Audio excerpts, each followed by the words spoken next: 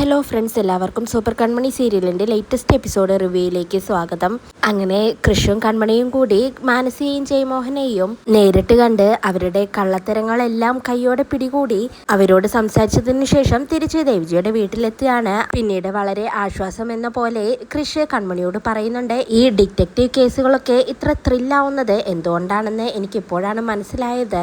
ഇതിനു പുറകെ ഓരോരോ സത്യങ്ങൾ കണ്ടുപിടിക്കുമ്പോഴും എന്തൊരു ആശ്വാസമാണെന്നോ. ആദ്യം ശാന്തമായി, പിന്നെ വിനയൻ സാർ, പിന്നെ വരുൺ, അത് കഴിഞ്ഞ് മാനസിയും ജയമോഹനും. അരുണിനും വിനയനും കൊടുത്തതുപോലെ ജയമോഹൻ അങ്കിളിനും മാനസിയും കൊടുത്തിരുന്നെങ്കിൽ ഇപ്പൊ ഇങ്ങനെ നേരെ നിന്ന് സംസാരിക്കില്ലായിരുന്നു എന്നങ്ങനെ കൃഷി പറയാണ്. കൺമണിയപ്പ പറയുന്നുണ്ട്, എന്നാൽ എല്ലാവരുടെയും സന്തോഷത്തിന് വേണ്ടി നമുക്ക് രണ്ടുപേർക്കും സീരിയസ് ആയി ഒന്ന് പിരിഞ്ഞാലോ എന്ന് ചോദിക്കുമ്പോൾ കൃഷി പറയുന്നുണ്ട്, അതേതായാലും വേണ്ട, അങ്ങനെയുള്ള സന്തോഷങ്ങളൊന്നും വേണ്ട എന്ന് പറയാണ്. കൺമണിയപ്പ പറയുന്നുണ്ട്, നമ്മൾ അടുക്കും തോറും നമ്മളെ അകറ്റാൻ ഇനിയും ശത്രുക്കൾ വന്നുകൊണ്ടിരിക്കും. അപ്പോൾ അത് കണ്ടോ, വിനയൻ സാറ് കൂടി വന്നില്ലേ എന്ന് കൺമണി അങ്ങനെ പറയുമ്പോൾ കൃഷി പറയുന്നുണ്ട്, എല്ലാവരും വരട്ടെടോ, ഒക്കെ വന്നാലും നമ്മൾ പിരിയില്ല, പുറംകാലം കൊണ്ട് ചവിട്ടി തെറിപ്പിക്കേണ്ടത് നമ്മൾ തെറിപ്പിക്കും. ഓരോരുത്തർ അവർക്ക് പറ്റുന്നത് പോലെയുള്ള കഥകൾ മെനയട്ടെ, നമുക്ക് സത്യം എന്താണെന്ന് അറിയാമല്ലോ എന്നങ്ങനെ കൃഷി പറയാണ്. കൺമണി ഇപ്പോൾ പറയുന്നുണ്ട്, കാര്യങ്ങളെല്ലാം സാഗർ സാറിനെ അറിയിക്കണം, ഓഫീസിലുള്ളവരോടും പറയണം, എന്നില്ലെങ്കിലും ഓഫീസിലുള്ളവരെ എല്ലാവരും എന്നെ കുറ്റപ്പെടുത്തി എന്നെ സംശയത്തിലാണ് കാണുന്നത്,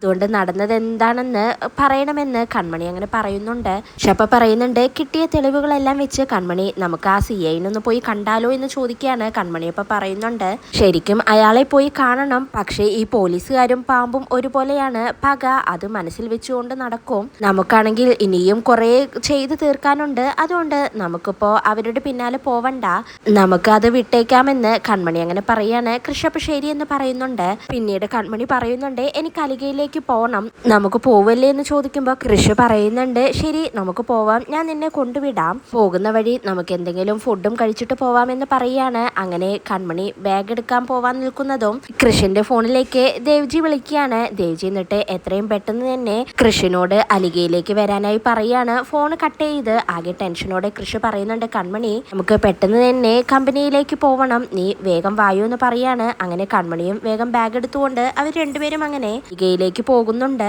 ദേവ്ജിയും മഹിയുമാണെങ്കിൽ അലിഗയിൽ അങ്ങനെ ആകെ ടെൻഷനോടെ നിൽക്കുകയാണ്. 4 ഫിനാൻസുകാര് ഇപ്പൊ തന്നെ അവരുടെ സെറ്റിൽമെന്റ് നടത്തണമെന്ന് പറഞ്ഞ് അലിഗയിലേക്ക് വന്നിരിക്കുകയാണ്. മഹി അപ്പൊ ദേവ്ജിയോട് പോയി പറയുന്നുണ്ട്, സാഗർ സാർ ഇതുവരെ എത്തിയിട്ടില്ലല്ലോ, ദേവ്ജിക്കൊന്ന് അവരോട് സംസാരിച്ച് നോക്കാമായിരുന്നില്ലേ എന്ന് പറയാണ്. ദേവ്ജി അപ്പൊ പറയുന്നുണ്ട്, ഞാൻ ഇവിടുത്തെ ഒരു സ്റ്റാഫ് മാത്രമാണ്, ഞാൻ സംസാരിച്ചാൽ ചിലപ്പോ അവർക്കത് ഇഷ്ടമാവില്ല, എന്തായാലും വേണ്ടില്ല, നീ മഹി അവരെ ഒന്ന് വിളിക്ക്, ഞാൻ സംസാരിക്കാമെന്ന് പറയാണ്. അങ്ങനെ ആ 4 ഫിനാൻസുകാരും ദേവ്ജിയും മഹിയും കൂടി സംസാരിക്കുകയാണ്. ദേവ്ജി പറയുന്നുണ്ട്, ഇതുവരെ സാഗർ നിങ്ങളെ ചതിച്ചിട്ടില്ല, അതുകൊണ്ട് തന്നെ ഇനിയും അങ്ങനെ ഉണ്ടാവില്ല, അതുകൊണ്ട് നിങ്ങളിപ്പോൾ ആ സെറ്റിൽമെന്റ് നടത്തണമെന്ന് പറഞ്ഞത് ഇപ്പോൾ നിർബന്ധമാണോ, അതിന്റെ ആവശ്യമുണ്ടോ എന്നൊക്കെ ചോദിക്കുകയാണ്. അപ്പോൾ അതിൽ ഫിനാൻസുകാരിൽ ഒരാൾ പറയുന്നുണ്ട്, ഞങ്ങൾക്ക് ഇനിയും അലിഗയെ വിശ്വസിക്കാൻ പ്രയാസമാണ്, കോടികളാണ് ഞങ്ങൾ ഈ കമ്പനിക്ക് വേണ്ടി ഇൻവെസ്റ്റ് ചെയ്തിട്ടുള്ളത്, എന്തായാലും സാഗർ വരട്ടെ, ഞങ്ങൾ ഞങ്ങളുടെ ക്യാഷ് എന്തായാലും അങ്ങനെ വിട്ടുകളയാൻ ഉദ്ദേശിച്ചിട്ടില്ല, സാഗർ വന്നിട്ട് സംസാരിക്കാമെന്ന് 4 ഫിനാൻസുകാർ കൂടി പറയാണ്. അപ്പോഴേക്കും അങ്ങോട്ടേക്ക് സാഗർ വരുന്നുണ്ട്. സാഗർ അവരെ എല്ലാവരെയും പരിചയപ്പെട്ട് വളരെ സന്തോഷത്തോടെ അങ്ങനെ സംസാരിച്ചു തുടങ്ങുകയാണ്. സാഗർ എന്നിട്ട് പറയുന്നുണ്ട്, നിങ്ങൾ 4 പേരും ഇതുവരെ ഒരുമിച്ച് കൂടാത്തവരാണ്, അതുകൊണ്ട് നിങ്ങളിപ്പോൾ 4 പേരും കൂടി വന്നതുകൊണ്ട് എനിക്ക് അറിയാത്തതുകൊണ്ട് ചോദിക്കുകയാണ്, എന്താണ് കാര്യമെന്ന് അങ്ങനെ ചോദിക്കുകയാണ്. അപ്പോൾ അവർ പറയുന്നുണ്ട്, സാഗർ അയച്ച മെയില് ഞങ്ങൾക്ക് കിട്ടിയിരുന്നു, അതിൽ സാഗർ പറഞ്ഞ കാര്യങ്ങളോട് ഞങ്ങൾക്ക് ഒരു തർക്കവുമില്ല, പക്ഷേ ഭദ്രമില്ലാത്ത ഒരു സ്ഥാപനത്തിൽ ഇനിയും ഞങ്ങളുടെ ക്യാഷ് ഇൻവെസ്റ്റ് ചെയ്യാൻ ഞങ്ങൾക്ക് വിശ്വാസമില്ല, അതുകൊണ്ട് എത്രയും പെട്ടെന്ന് തന്നെ ഞങ്ങളുടെ ക്യാഷ് സെറ്റിൽ ചെയ്യണമെന്ന് അവരങ്ങനെ പറയാണ്. അഗ്രപ്പ പറയുന്നുണ്ട്, നിങ്ങളുടെ അവസ്ഥ എനിക്ക് മനസ്സിലാവും, അതിൽ എനിക്കൊരു പ്രശ്നവുമില്ല, പക്ഷേ നിങ്ങൾ പറഞ്ഞ കാര്യങ്ങൾ ചെയ്യാൻ എനിക്ക് കുറച്ച് സമയം വേണം, നിങ്ങളുടെ സെറ്റിൽമെന്റ് ഞാൻ നടത്താം, നമ്മൾ തമ്മിലുള്ള ബന്ധത്തിന്റെ അടിസ്ഥാനത്തിൽ ആ പ്രിവിലേജ് എനിക്ക് എടുക്കാമല്ലോ എന്ന് സാഗർ അങ്ങനെ ചോദിക്കുകയാണ്.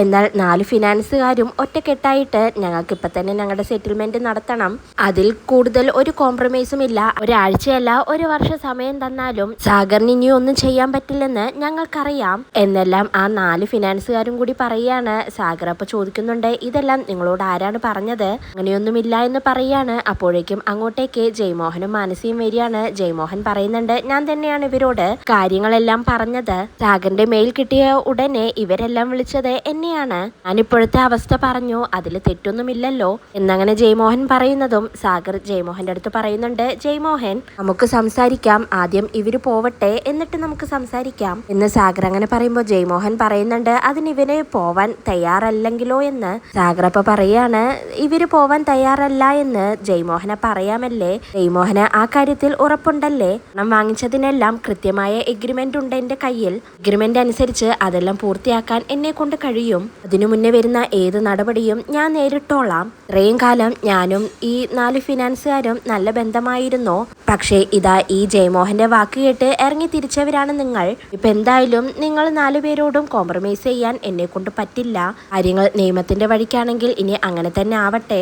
ദേവ്ജി വന്നേ എന്ന് പറഞ്ഞ് സാഗർ അങ്ങനെ ദേഷ്യപ്പെട്ടുകൊണ്ട് അവിടെ നിന്ന് പോവാൻ നിൽക്കുന്നതും ജയ്മോഹൻ സാഗറിന്റെ കൈ പിടിച്ചുകൊണ്ട് അങ്ങനെ പോവാൻ വരട്ടെ, ഇവരോട് നീ നിയമ നടപടിയെ കുറിച്ച് പറഞ്ഞു, പക്ഷെ എനിക്കതൊന്നും അനുവദിച്ചു തരാൻ കഴിയില്ല എന്ന് ജയ്മോഹൻ അങ്ങനെ പറയുമ്പോൾ സാഗർ പറയുന്നുണ്ട്, ജയ്മോഹൻ പറയുന്ന കാര്യങ്ങൾ എനിക്ക് അനുവദിച്ചു തരാൻ കഴിയില്ലെങ്കിലോ നീ എന്ത് ചെയ്യുമെന്ന് പറഞ്ഞ് സാഗർ വീണ്ടും പോവാനായി നിൽക്കുമ്പോൾ ജയ്മോഹൻ അങ്ങനെ അങ്ങോട്ട് പോവാൻ പറ്റില്ലെന്ന് പറഞ്ഞ് വീണ്ടും സാഗറിന്റെ കയ്യിൽ പിടിക്കുകയാണ്. സാഗറിന് ദേഷ്യം വന്ന് അപ്പൊ തന്നെ ജയ്മോഹന്റെ ചെകിടത്തടിക്കുകയാണ്. എന്നിട്ട് ജയ്മോഹന്റെ ഷർട്ടിന് കുത്തിപ്പിടിച്ചുകൊണ്ട് സാഗർ പറയുന്നുണ്ട്, പണ്ടേ ഞാൻ നിന്നോട് പറഞ്ഞിട്ടുണ്ട് എന്നോട് കളിക്കാൻ നിൽക്കരുതെന്ന്. ഇത്തരം വൃത്തികെട്ട കളികൾ കളിച്ച് സാഗറിനെ തോൽപ്പിക്കാമെന്ന് നീ കരുതണ്ട എന്നങ്ങനെ സാഗർ പറയുകയാണ്. അപ്പോഴേക്കും മാനസിയും ദേവ്ജിയും സാഗറിനെയും ജയ്മോഹനെയും പിടിച്ചു മാറ്റാൻ നോക്കുന്നുണ്ട്. അങ്ങനെ ഇവരുടെ മുന്നിൽ വെച്ച് നീ എന്നെ തല്ലിയിട്ട് ആളായി നീ പോവണ്ടടാ എന്ന് പറഞ്ഞ് ജയ്മോഹൻ സാഗറിനെ പിടിച്ച് തള്ളുകയാണ്. അപ്പോഴേക്കും ഇത് കണ്ടുകൊണ്ട് വന്ന് കൃഷ് ജയ്മോഹന്റെ ഷർട്ടിന് പിടിക്കുകയാണ്. നിങ്ങൾ എന്റെ അച്ഛനെ തല്ലാനായോ എന്ന് കൃഷ് അങ്ങനെ ചോദിക്കുമ്പോൾ ജയ്മോഹൻ പറയുന്നുണ്ട്, ഈ ആരാടാ ഇവിടത്തെ? ഈ അലിഗയിലെ ഒരു സ്റ്റാഫ് പോലുമല്ലാത്ത നീ ഇവിടെ എന്തിനാണ് വന്നത്? ഇപ്പൊ പറഞ്ഞല്ലോ നിന്റെ അച്ഛനെന്ന്.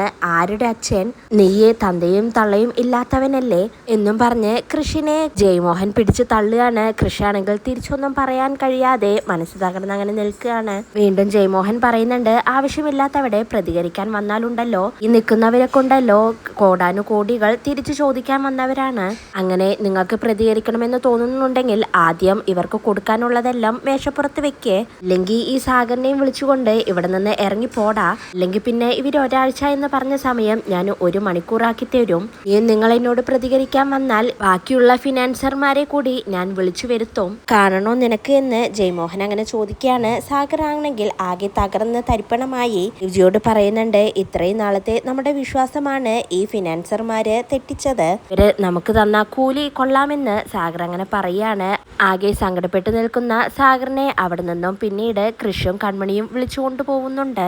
പിന്നീട് സാഗറും കൃഷും കൺമണിയും കൂടി സംസാരിക്കുകയാണ്. സാഗർ ആണെങ്കിൽ തന്റെ ഇപ്പോഴത്തെ തകർച്ചയെ കുറിച്ച് കൃഷിനോടും കൺമണിയോടും അങ്ങനെ പറയാണ്. എന്തായാലും ഞാൻ വിട്ടുകൊടുക്കില്ല, എല്ലാത്തിനും ഒരു അവസാനം ഉണ്ടാവണം. ഞാൻ ആ ജയ്മോഹനെ കൊന്നിട്ട് ജയിലിൽ പോയാലോ എന്നൊക്കെ സാഗർ അങ്ങനെ ചോദിക്കുകയാണ്. ഇതെല്ലാം കേട്ട് കൃഷിനും കൺമണിക്കും ഒരുപാട് സങ്കടാവുന്നുണ്ട്. കൃഷി പറയുന്നുണ്ട്, അച്ഛന് വേണ്ടി ഞാൻ എന്തും ചെയ്യാം, അച്ഛൻ പറ അവരെ കൊല്ലണോ ഞാൻ ചെയ്യാമെന്ന് അങ്ങനെ പറയാണ്.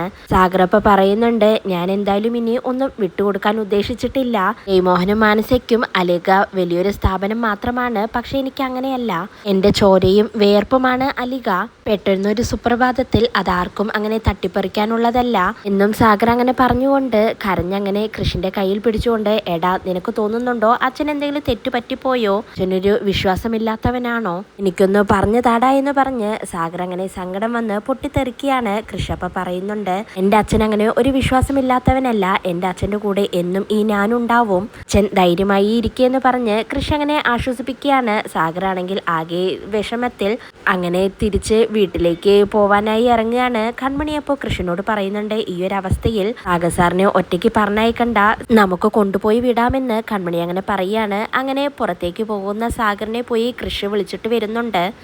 അച്ഛനിപ്പോ എങ്ങോട്ടേക്കും പോവണ്ട, ഇങ്ങോട്ടേക്ക് വന്നേ, ഞാൻ അച്ഛനെ കൊണ്ടുവിടാമെന്ന് പറഞ്ഞ് സാഗറിനെ വിളിച്ചുകൊണ്ട് കൃഷി അങ്ങനെ അകത്തേക്ക് പോകുന്നുണ്ട്. കൺമണിയാണെങ്കിൽ ഇനി എന്ത് ചെയ്യണമെന്നറിയാതെ സാഗറിന്റെ അവസ്ഥ കണ്ട് സങ്കടപ്പെട്ട് അങ്ങനെ നിൽക്കുകയാണ്. ഇതോടെയാണ് ഇന്നത്തെ എപ്പിസോഡ് അവസാനിക്കുന്നത്.